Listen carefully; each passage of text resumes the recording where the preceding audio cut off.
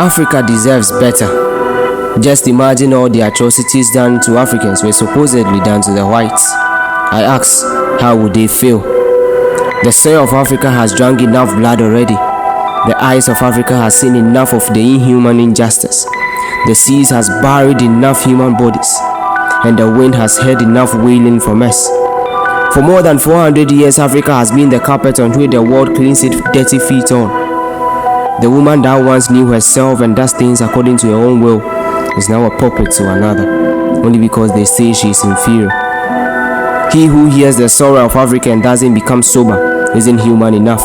Yes, he isn't human enough, but it is such a pity and a shame that the very black man that Nkrumah said will be able to manage his own affair is now rather looting his own people just to enrich his pockets and find favor in the eyes of the white lord. So I ask our past and present leaders, if Africa is to be their family and they the family heads, would they manage their family like this? Yes, I'm asking. Or they are blinded by the power they possess that they can't see the vision for the establishment of the Africa our forefathers dreamt of before it was cast short by this greedy West. Africa has cried enough. Who marches to the promised land? Who is willing to become our Moses in these trying times? Who will rekindle the dying flames of our ancestors' vision within us? Who will be our God and Savior so we live the dream we all have been sleeping, dreaming of?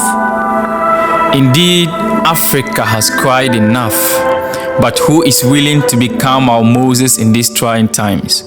A prophet comes once in a generation to correct the erring nations with greater ideals, but who is ready to claim such a proud legacy? Every now and then we recite Africa like the Lord's Prayer, but when are we ever ready to bury our trespasses? When are we ever ready to step in the shoes of our brave gone warriors to fight and console Mother Africa that is weeping under the midday sun? When shall we save ourselves from this mess? Like the tales of our descendants, we must rise and arise to map the future of a new dawn Africa. As combative and strong like warriors, they won many battles from the hands of slave masters. Their backs bent under the weight of humiliation brought the bitter taste of liberty to our doorsteps, the catalyst of our independence. But all of a sudden, we abandoned our culture for their evil civility, sold our language of tribes and dynasty, and paved way for them to rape away our minerals with no pity. Something surely must be done, but how do we reclaim our virginity in this unity? How do we break the chain when our own political leaders chain our minds and fraud away our state funds to dine and wine with these same monsters?